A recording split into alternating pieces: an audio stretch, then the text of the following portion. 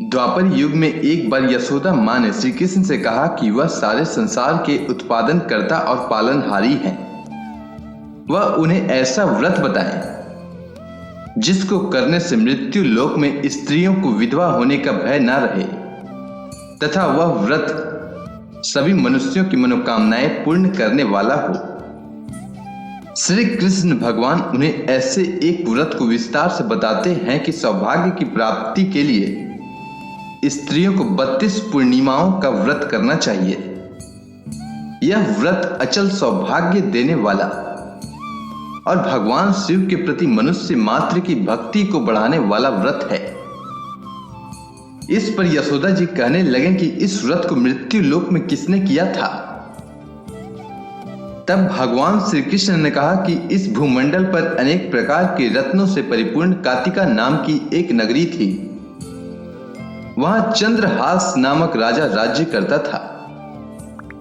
उसी नगर में धनेश्वर नाम का एक ब्राह्मण था और उसकी स्त्री बहुत सुंदर थी जिसका नाम रूपवती था। दोनों ही उस नगरी में बड़े प्रेम से रहते थे। उनके घर में धन धान्य आदि की कोई कमी नहीं थी, परंतु उनको बहुत बड़ा दुख था कि उनके कोई संतान नहीं थी। एक समय बड़ा योगी उस नगरी में आया। वह योगी उस ब्राह्मण के घर को छोड़कर अन्य सभी के घरों से भिक्षा लेकर भोजन किया करता था। वह रूपवती से कभी भिक्षा नहीं लेता था। एक दिन वह योगी रूपवती से भिक्षा न लेकर किसी अन्य घर से भिक्षा लेकर गंगा किनारे जाकर प्रेम पूर्वक खा रहा था। तभी धनेश्वर ने योगी को ऐसा करते हुए देख लिया था।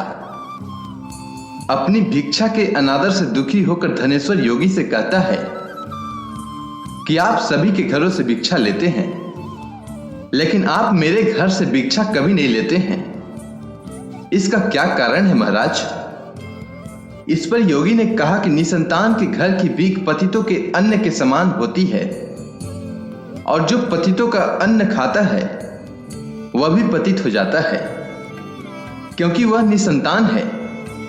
इसीलिए पतित हो जाने के भय से वह उनके घर की भिक्षा नहीं लेता है। धनेश्वर यह बात सुनकर बहुत दुखी हुआ और हाथ जोड़कर योगी के पैरों पर गिर गया और कहने लगा कि यदि ऐसा है तो वह उसे पुत्र प्राप्ति का उपाय बताएं। वह सब कुछ जानने वाले हैं। वह उस पर अवश्य कृपा करे। धन की उसके घर कोई कमी नहीं है, लेकिन कोई संतान न होने के कारण वह बहुत दुखी रहता है। वह उसके इस दुख का हरण करे। यह सुनकर योगी कहने लगे कि उन्हें चंडी की आराधना करनी चाहिए। घर आकर उसने अपनी स्त्री से पूरी बात कहकर स्वयं वन में चला गया। वहां उसने चंडी की उपासना करनी शुरू कर दी और उपवास भी किया।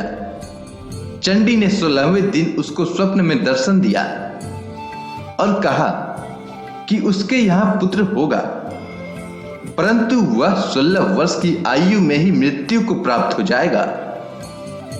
यदि वह दोनों स्त्री पुरुष 32 पूर्णिमाओं का व्रत विधि पूर्वक करेंगे तो वह दीर्घ आयु हो जाएगा।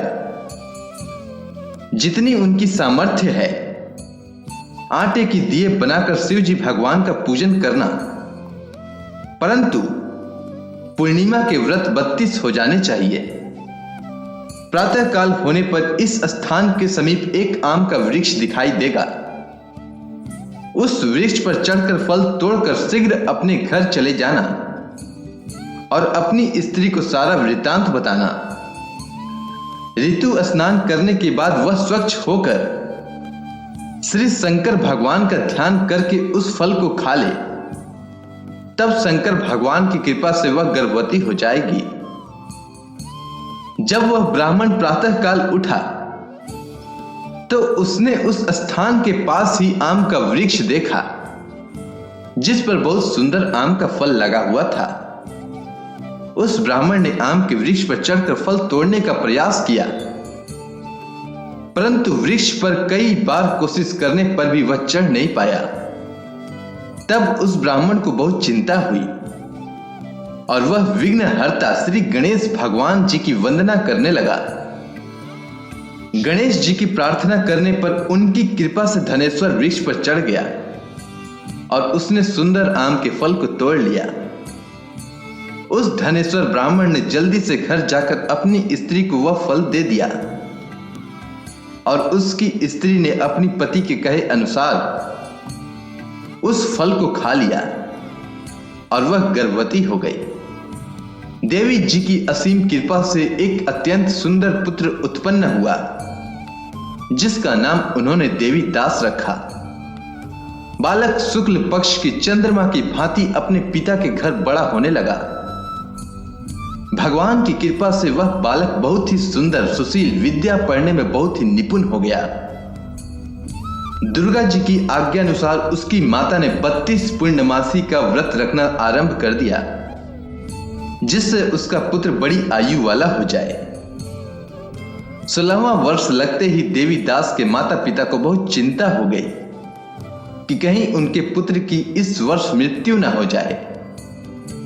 उन्होंने अपने मन में विचार किया कि यदि यह दुर्घटना उनके सामने हो गई तो वह कैसे सहन करेंगे। इसीलिए उन्होंने देवी दास के मामा को बुलाया और कहा कि उनकी एक बहुत बड़ी इच्छा है। देवी दास 1 वर्ष तक काशी में जाकर विद्या का अध्ययन करे और उसको अकेला भी नहीं छोड़ना चाहिए।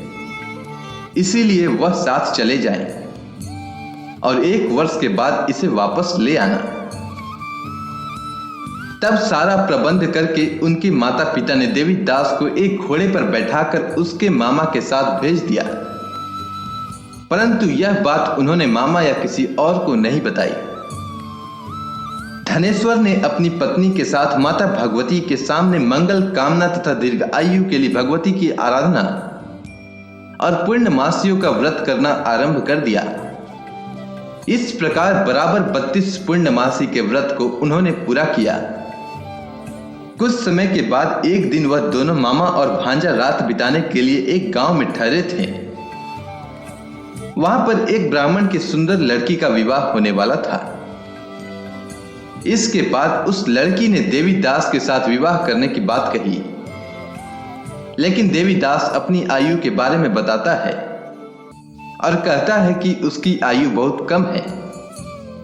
लड़की ने कहा कि जो गति उनकी होगी वही उसकी होगी। इसके बाद देवी दास और उस लड़की का विवाह हो गया और दोनों ने भोजन किया। सुबह देवी दास ने अपनी पत्नी को 3 नगों से जड़ी हुई एक अंगूठी और रुमाल दिया और बोला, उसका मरण और जीवन देखने के लिए एक पुष्प वाटिका बना ले, और यह भी कहा कि जिस समय और जिस दिन उसका प्राणों का अंत होगा उस दिन यह फूल सूख जाएंगे, और जब यह फिर से हरे भरे हो जाएं तो जान लेना कि वह जीवित है। इसके बाद भगवान श्री कृष्ण माता यशोदा से कहते हैं कि इस प्रकार देवी दास काशी विद्या अध्ययन के लिए चला गया। जब कुछ समय बीत गया तो काल से प्रेरित होकर एक सर्प रात के समय उसको डसने के लिए वहां पर आया। उस विषधर के प्रभाव से उसके शयन का स्थान चारों ओर से विष की ज्वाला से विषैला हो गया, परंतु व्रत के प्रभाव से उसको काट नहीं पाया, क्योंकि पहले ही उसकी माता ने 32 पूर्णमासियों का व्रत कर रखा था। इसके बाद स्वयं काल वहां पर आया और उसके शरीर से प्राणों को निकालने की कोशिश करने लगा, जिससे वह मूर्छित होकर पृथ्वी पर गिर गया। तभी उसी समय माता पार्वती के साथ भगवान शंकर वहां पर आ गए। उसको बेहोश दशा में देखकर पार्वती जी ने भगवान शंकर से कहा कि इस बालक की माता ने पहले ही 32 पूर्णमासियों का व्रत पूरा किया है, इसीलिए वह उसे प्राण दान दें। इस प्रकार शिव जी ने उसको प्राण दान दिया।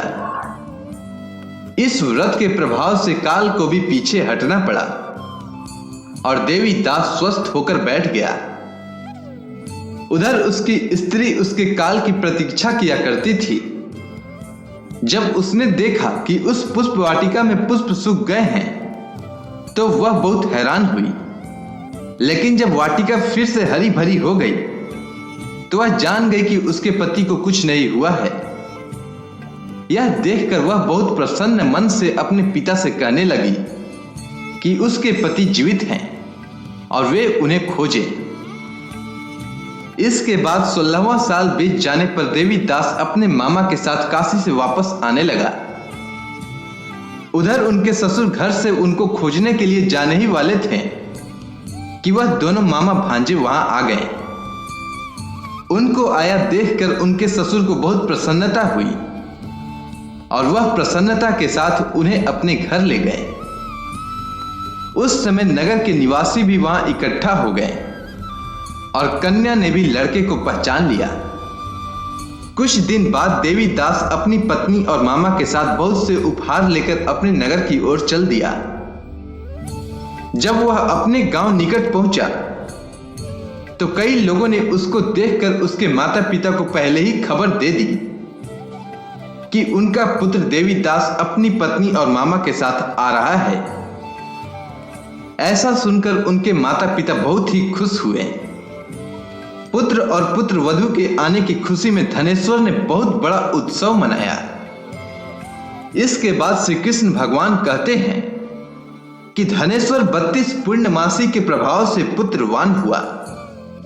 जो व्यक्ति इस व्रत को करते हैं जन्म जन्मांतर के पापों से छुटकारा प्राप्त कर लेते हैं। उम्मीद करता हूं आपको यह कथा अच्छी लगी होगी। जय श्री कृष्ण।